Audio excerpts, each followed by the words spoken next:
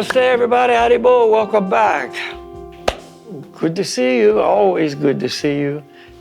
Look at this outside nature. Wow, so wonderful. A little snowflake falling every now and then. Be nice if it snowed so you could see it falling behind me. It's very beautiful. You know, nature's so wonderful. Mode of goodness, remember, soothing. But we go beyond mode of goodness to the mode of pure goodness. All right, all glories to our spiritual masters. Now, what we're going to talk about is the 4 regulative principles. Remember, we're following the bhakti-yoga process. Sometimes people ask me, oh, in yoga, are there rules? See, yes, there are rules. There's always been rules. You know, there has to be rules. The only people who don't need rules are people who are perfect. You know, if you're perfect, you don't need rules. They don't need to be laws if nobody's a lawbreaker, right? They don't need to be speed limits if nobody goes beyond the speed limit. See, but we have policemen, we have military, we have institutions of incarceration like prisons and so on, because we're not perfect. You know, we're making many mistakes. We're doing things we shouldn't do. You know, and it's not good for us, right? So therefore, in the yoga system, yes, there's rules because we're contaminated by lifetime after lifetime of association with the material energy. We're in so much illusion. We're controlled by our desires and our attachments. We just talked about that in our reincarnation presentation. So the bhakti-yoga system is to purify. It's not to make it so our life is difficult, to make it so we can't have pleasure, to take away all the fun things in life. That's what some people think. You know, the materialists look at what our rules are. You see how we are suggested to live, and they say, you're taking away all the fun. You know, no, we're trying to go beyond this material, temporary, illusory, flickering fun that doesn't really make us happy to a realm of pure fun, pure happiness, eternally. See? And to do that, we have to qualify. We have to get rid of the things that present obstacles in our growth, in our purification. You see, you can't get healthy from drinking pure water if all you drink is contaminated water. You know, all you do is drink contaminated water, you're going to stay contaminated. So the rule might be, in this case, don't drink this water, drink only this water. And if you drink only this pure, crystal clear spring water, it will have an amazing effect. But if you refuse to do that, no, I would like the taste of this contaminated water, then what can you expect? You see? So it's like that. So I just want to set the groundwork so you know why we have rules, you see. If we were pure, no rules needed. In the spiritual world, there's one rule, the rule of love. Love is the controlling force, but that's always wonderful, you see. Love is the best controlling force. So here's the rules. There's 4 regulative principles, it's called. And they are: no illicit sex, no eating of meat, fish, or eggs, no intoxication, and no gambling. 4 regulative principles of bhakti-yoga. A person who's serious about actually making spiritual progress, he sees these rules as a great help in his life. He knows that this is working against me, the spirit soul's well-being. So therefore, he's not interested in doing these things because it's not what he's trying to do with his life. It's in the way. It's an obstacle to his spiritual journey. See? So he's thankful for the rules. And those who are still trying to enjoy the material world through their senses, thinking this is how I'm going to be happy, they hate these rules. They hate these rules. They don't even want to hear about these rules. See? So you've got to be in a certain category to appreciate. We can take anyone. Let's say no eating of meat, fish, or eggs. Now, if we eat meat, if we eat fish, if we eat eggs, number one, it's not good for us physically. The human body is designed for vegetarian food stuff. It does not include meat, fish, or eggs. This is being proven more and more and more in the medical scientific world. You see, it's a fact. The human body is designed for a vegetarian diet. We're not got time to go into this, but I'm telling you it's correct. So, number one, health benefit. Number two, it's been proven, there's a thing I just read last night.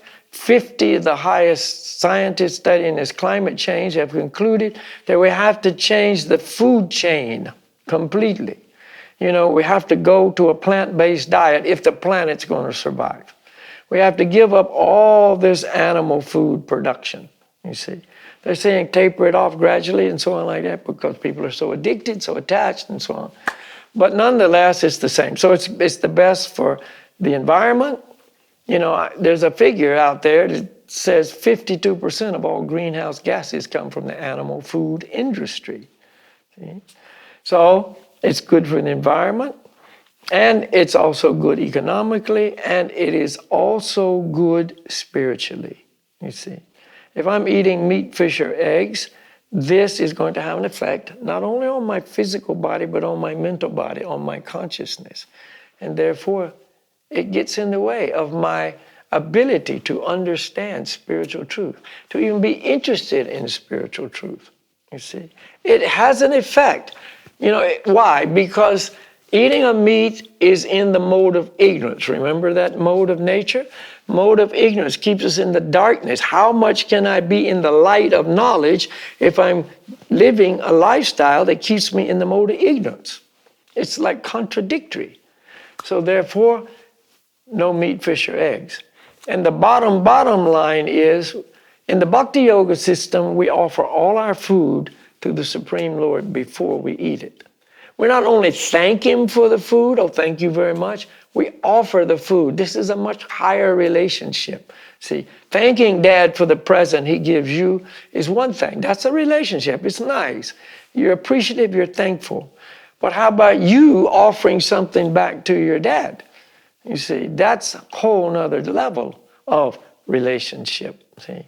So we're trying to have the highest level of relationship with the Supreme Lord. Cultivate this high level of relationship. And therefore, before we eat any of the food, we offer it to God. This is standard practice in Bhakti Yoga. And God says clearly in Bhagavad Gita, see chapter 9, text 26, if one offers me with love and devotion a leaf, a fruit, a flower, a little water, I will accept it. So therefore, He does not accept meat, fish, or eggs. So I can't offer that food to the Lord. If I don't offer it to the Lord, it's filled with karmic contamination. Even the vegetables, even the fruits, all food is filled with karmic contamination. If I offer it to the Lord with love and devotion, He accepts it. Dear Lord, please accept this apple. He removes all the karma from that food, and also He completely fills it with spiritual potency. Now I eat that apple, if that's the object, and I get spiritually purified. So you can't offer meat, fish, or eggs. So there's another, and that's the bottom line. See? So by design, all followers of this bhakti yoga process are vegetarians. Okay. So no meat, fish, or eggs, no intoxication. Intoxication's in the mode of ignorance. It keeps you dull, it keeps you dark. Some people think intoxication enhances your spiritual awareness. It does not. See, it may enhance your psychic realm, you see, and you see things you didn't see before, but we're talking about a relationship with God here. If God says, do not do this, and I do it, what? Am I coming closer, or am I coming further away in my relationship? See, this is how it is. I'm coming closer or going further away. No intoxication. So no matter what you may think, oh, on certain drugs, I had some amazing spiritual experience. It wasn't a spiritual experience. It might have been a psychic experience. It could have been an out-of-body experience. It's not a spiritual experience. It's not the soul experiencing love for the Supreme Soul, because there's a loving reciprocal relationship here. No intoxication. We're already in illusion, and intoxication even increases that illusion. See? So it puts illusion on top of illusion. So no eating of meat, fish, or eggs. No illicit sex. Number 3. No intoxication. Number 3, no illicit sex. See, sex is a spiritual activity. God created the male-female genders to come together and through sexual intercourse create a child, to propagate the species, to bring another person into this world. The lower forms of life, they do it. Humans, they do it when one gives birth to another human, you see. Then they have the responsibility to educate that person spiritually, see. Illicit sex means sex outside of marriage. If we're just running around seeing sex as an avenue of sexual, sensual pleasure, you see, and it's the most stimulating pleasure for the senses of all activities, see, then I'm misusing the purpose of sex life. I'm seeing it as a way that I can be the enjoyer. It puts me under the complete illusion I'm the enjoyer. When really the Supreme Lord is the enjoyer. And my position is to give pleasure to Him. So to keep us away from being overpowered by sex life, you see, then it's this prohibition, no illicit sex, sex outside of marriage, you see. And look, if people would just follow that, how much better off we would be. There wouldn't be all these, illicit relationships that produce all kinds of undesirable results, unwanted progeny, so many broken hearts. Now there's a huge spread of sexually transmitted diseases. People are just hopping around, having sex with everybody. You see, illicit activities. And is it making anybody happy? No, it is not. I can tell you. It's proven. It's not making people happy. We need to live a lifestyle that makes us, the spirit soul, happy. Will this produce sensual pleasure? Yes, it will. No question, no argument there. But is there pleasure for the soul here? No, there's not. If it's a union between the husband and the wife, you see, to produce a child or to express their close, loving bond between themselves, it's all in relation to the Supreme Lord, pleasing the Supreme Lord. That's completely different, you see. But just what we call, now making love, it's not. It's making trouble. So that's why if we're trying to grow spiritually, this is in the way. It's the mode of passion. The mode of passion agitates us. What is more agitating than sex life? See, it agitates us. It keeps us always, in just a mood of anxiety.